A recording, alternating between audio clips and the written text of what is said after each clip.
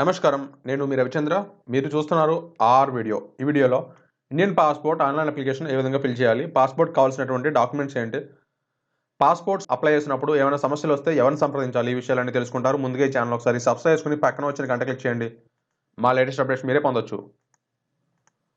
బ్రౌజర్‌లో ట్యాబ్ తీసుకున్నాను. Indian passport apply online అని సెర్చ్ చేశాను.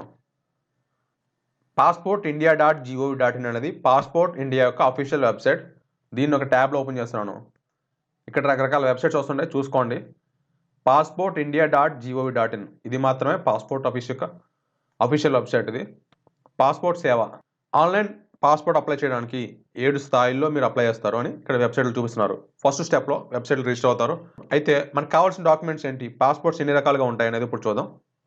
అందరూ సాధారణంగా రెగ్యులర్ పాస్‌పోర్ట్ బ్లూ కలర్‌లో ఉండేటువంటి ఇండియన్ పాస్‌పోర్ట్ చూస్తారు. అయితే వైట్ కలర్ పాస్‌పోర్ట్ లేదా రెడ్ కలర్ పాస్‌పోర్ట్స్ కూడా ఉంటాయి. అయితే ఇవి ఎవరికి ఇస్తారనేది ఇప్పుడు చూద్దాం.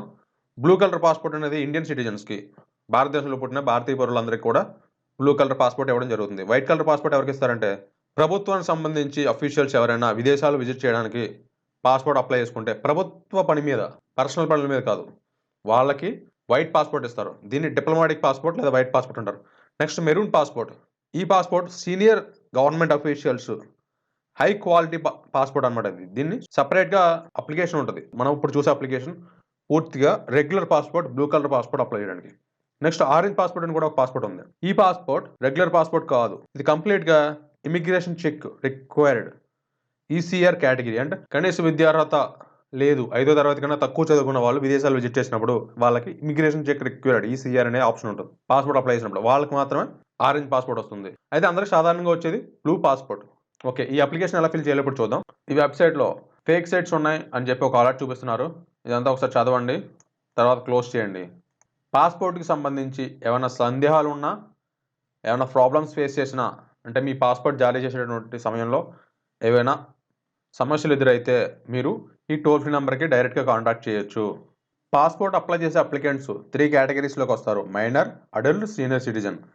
మైనర్ అంటే 18 సంవత్సరాల కంటే తక్కువ వయసు ఉన్న వాళ్ళందరూ కూడా మైనర్స్‌లోకి వస్తారు, పిల్లలందరూ కూడా. అడల్ట్ 18 సంవత్సరాలు మించి 65 సంవత్సరాల లోపు ఉన్న వాళ్ళందరూ కూడా అడల్ట్ ఆప్షన్‌లోకి వస్తారు. సీనియర్ సిటిజన్స్ 65 సంవత్సరాలు మించిన వయసు కలిగిన భారతీయ పౌరులందరూ కూడా సీనియర్ సిటిజన్స్‌లోకి వస్తారు.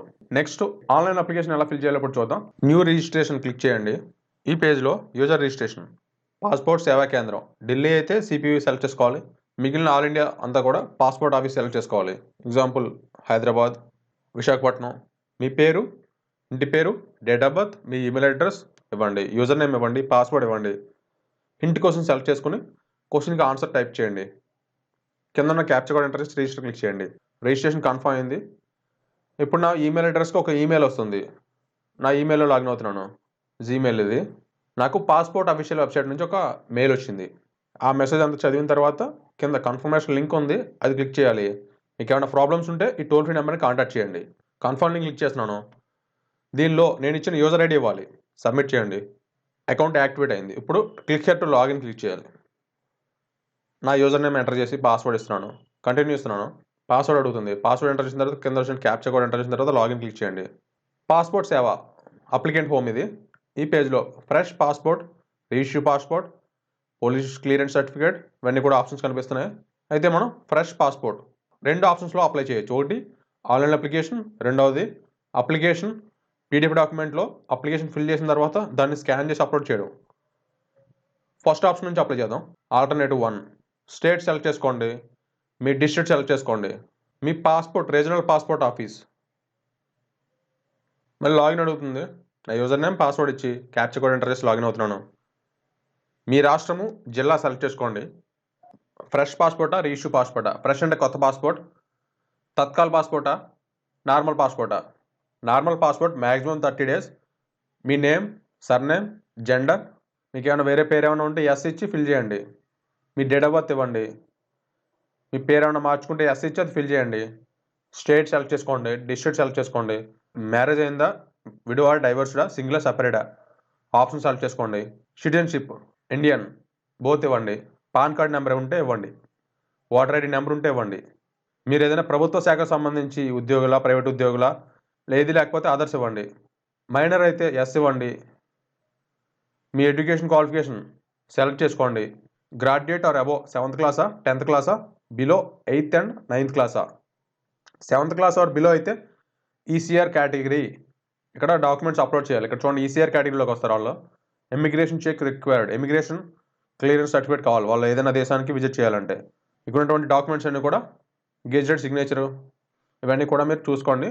ECR category 7th class below చదివిన వాళ్ళైతే ఈ ఫామ్ ఏదైనా మీరు అక్కడ సబ్మిట్ చేయాలి.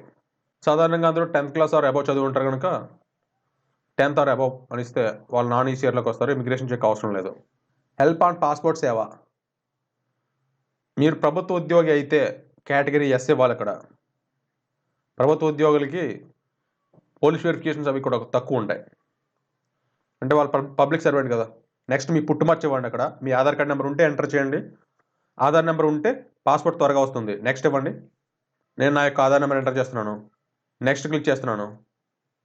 మీ father name, surname, mother name లేదా లీగల్ గార్డియన్ నేమ్ ఇవ్వాలి. నెక్స్ట్ క్లిక్ చేయండి. మీ అడ్రస్ ఇవ్వండి. Permanent address, present address same అయితే ఎస్ ఇచ్చి టైప్ చేయండి. City name, state, district, police station, pin code, mobile number, telephone number, email address ఇవన్నీ fill చేయాలి. పర్మనెంట్ అడ్రస్ వేరు, ప్రజెంట్ అడ్రస్ వేరు. అంటే మీరు వేరే చోట చదవడం కానీ వేరే స్టేట్లో చదవడం కానీ జరిగితే అక్కడ 2 అడ్రస్లు కూడా ఫిల్ చేయాలి. ఎందుకంటే 2 చోట్ల కూడా వెరిఫికేషన్ జరుగుతుంది, మీకు పాస్పోర్ట్ అయితే వస్తుంది. ఓకే, నెక్స్ట్ మీ name, mobile number, email address, emergency contact. Next identification certificate, passport no పెట్టండి. నెక్స్ట్ డిప్లొమాటిక్ పాస్పోర్ట్ అయితే, అంటే డిప్లొమాటిక్ పాస్పోర్ట్ అనేది మనం ఏంటో ఇందాక తెలుసుకున్నాం. మీరు ప్రభుత్వ ఉద్యోగులై ప్రభుత్వ సర్వీస్ పని మీద మీరు వెళ్తే డిప్లొమాటిక్ పాస్పోర్ట్ ఇస్తారు, లేదు కనుక నో ఇచ్చాం. నెక్స్ట్ మీకు ముందు అప్లై చేసి పాస్పోర్ట్ రాకపోతే ఎస్ ఇచ్చేది ఫిల్ చేయండి. మీ మీద ఏమైనా పోలీస్ కేసులు అవి ఏమైనా ఉన్నాయా, మీ డీటెయిల్స్ సంబంధించి మీకు ఏమైనా కన్విక్టెడ్ కేసెస్ ఏమైనా ఉన్నాయా, మీ పాస్పోర్ట్ తిరస్కరించడం కానీ రిఫ్యూజ్ చేయడం కానీ జరిగిందా, పాస్పోర్ట్ తిరిగి ఇచ్చేయడం జరిగిందా, సరెండర్ చేయడం ఏమైనా జరిగిందా, పొలిటికల్ సంబంధించి ఏమైనా కేసులు ఉన్నాయా, ఇవన్నీ కూడా ఎస్ అయితే ఎస్ ఇవ్వండి, నో అయితే నో ఇవ్వండి. మ్యాక్సిమం నో ఉంటుంది అందరికీ కూడా ఫ్రెష్ అప్లికేషన్లో. ఇండియన్ పాస్పోర్ట్ ఒక వ్యక్తికి ఒకటి మాత్రమే ఉంటుంది ఆధార్ కార్డులో. ఎమర్జెన్సీ సర్టిఫికేట్ ఈసీ ఏమైనా ఉందా, నో. ఫైనల్గా మీరు ఫిల్ చేసిన అప్లికేషన్ బట్టి మీ పాస్పోర్ట్ ఈ విధంగా వస్తుంది. లెఫ్ట్ సైడ్ ఫోటో, సిగ్నేచర్ అవి పాస్పోర్ట్ సేవా కేంద్రంలో మీరు అటెండ్ అయినప్పుడు తీసుకుంటారు ఫోటో, సిగ్నేచర్. మిగిలిన డీటెయిల్స్ అన్నీ కూడా చెక్ చేసుకోండి. ఏమైనా మిస్టేక్ ఉంటే బ్యాక్ వెళ్ళి ఫిల్ చేయండి. నెక్స్ట్ బర్త్ ప్రూఫ్, అంటే డేట్ ఆఫ్ బర్త్ ఆధార్ కార్డులో ఉంటే ఓకే, లేకపోతే బర్త్ సర్టిఫికేట్ తీసుకెళ్ళాలి. ఫుల్ డేట్ ఆఫ్ బర్త్ ఉండాలి, డేటు, మంత్, ఇయర్తో సహా ఉండాలి. లేని ఎడల ఈ ఆధార్ డౌన్లోడ్ చేసుకోండి, దానిలో డేట్ ఆఫ్ బర్త్ ఫుల్గా వస్తుంది, దాన్ని అప్లై చేయొచ్చు. PAN card, voter ID, driving licence ఇలా రకరకాల డాక్యుమెంట్స్ అన్నీ ఉన్నాయి వాటిలో. నెక్స్ట్ మొబైల్ నెంబర్ ఇవ్వండి. ఎస్ఎంఎస్ అలర్ట్స్ ఎస్ ఇవ్వండి. ఒక 50 రూపీస్ ఛార్జ్ చేస్తారు పాస్పోర్ట్ సేవా ఆఫీస్లో, అది క్యాష్ పే చేయాల్సి ఉంటుంది ఎస్ఎంఎస్ అలర్ట్స్ కోసం. ఎస్ ఇవ్వండి. నెక్స్ట్ మీ ప్లేస్, మీరు ఏ ప్లేస్ నుంచి అప్లై చేస్తున్నారో ఆ ప్లేస్ టైప్ చేయండి. ఎగ్జాంపుల్ రాజమండ్రి ఇచ్చాను, ఆ రోజు డేట్ ఆటోమేటిక్గా వస్తుంది, నో ప్రాబ్లం. ప్రివ్యూ క్లిక్ చేయండి. ARN number, application difference number అనేది ఒకటి వచ్చింది. ప్రివ్యూ క్లిక్ చేస్తే అప్లికేషన్ ఫిల్ చేసిన డీటెయిల్స్ అన్నీ కూడా కనిపిస్తాయి. ఒకసారి అన్ని చదవండి, ఏమైనా మిస్టేక్ ఉంటే ప్రీవియస్ పేజ్లోకి వెళ్ళి ఎడిట్ చేసుకోవచ్చు. ఫైనల్గా సబ్మిట్ క్లిక్ చేస్తున్నాను. ఏ విధమైన మిస్టేక్లు లేకుండా పాస్పోర్ట్ అప్లికేషన్ ఫిల్ చేసాం. Next pay and schedule appointment, print application, upload, supporting documents అని మనకి 3 ఆప్షన్స్ కనిపిస్తున్నాయి. Next pay and schedule appointment చూద్దాం. ఓకే, అప్లికెంట్ హోమ్ వద్దాం. అప్లికెంట్ హోమ్ నుంచి వ్యూ సేవ్డ్ సబ్మిట్ అప్లికేషన్స్ అని లెఫ్ట్ సైడ్లో ఉంది, అది క్లిక్ చేయండి. అక్కడ ఏఆర్ఎన్ నెంబర్ సెలెక్ట్ చేసుకున్న తర్వాత view, print, upload, pay and schedule అపాయింట్మెంట్లోకి వెళ్ళండి. Pay and schedule appointment click చేయండి. ఆన్లైన్ పేమెంట్ ఆప్షన్ లేదా చలన, బ్యాంక్ చలన. ఒక్కసారి మీరు బ్యాంక్ చలన ఆప్షన్ ఎంచుకుంటే బ్యాంక్కి వెళ్ళి అమౌంట్ పే చేయాలి, ఆన్లైన్ పేమెంట్ ఆప్షన్ అనేది రాదు. So online payment option select చేసుకున్నాను, నెక్స్ట్ ఇస్తున్నాను. నా debit card, net banking, credit card and wallet options ద్వారా నేను పే చేయొచ్చు. షెడ్యూల్ అపాయింట్మెంట్ చూద్దాం. ఇక్కడ పాస్పోర్ట్ సేవా ఆఫీస్ సెలెక్ట్ చేసుకున్నాను. ఎగ్జాంపుల్ అన్ని డిస్ట్రిక్ట్ పోస్ట్ ఆఫీసుల్లో కూడా పోస్ట్ ఆఫీస్ పాస్పోర్ట్ సేవా కేంద్రం, పిఓపిఎస్కే అంటే కాకినాడ. ఇలా మీ దగ్గరలో ఉన్న పాస్పోర్ట్ సేవా ఆఫీస్ సెలెక్ట్ చేసుకోండి. క్యాప్చా కూడా ఎంటర్ చేయండి. కొత్త పాస్పోర్ట్ వాళ్ళు మాత్రమే మీ దగ్గరలో ఉన్న పాస్పోర్ట్ సేవా కేంద్రం సెలెక్ట్ చేసుకోవాలండి.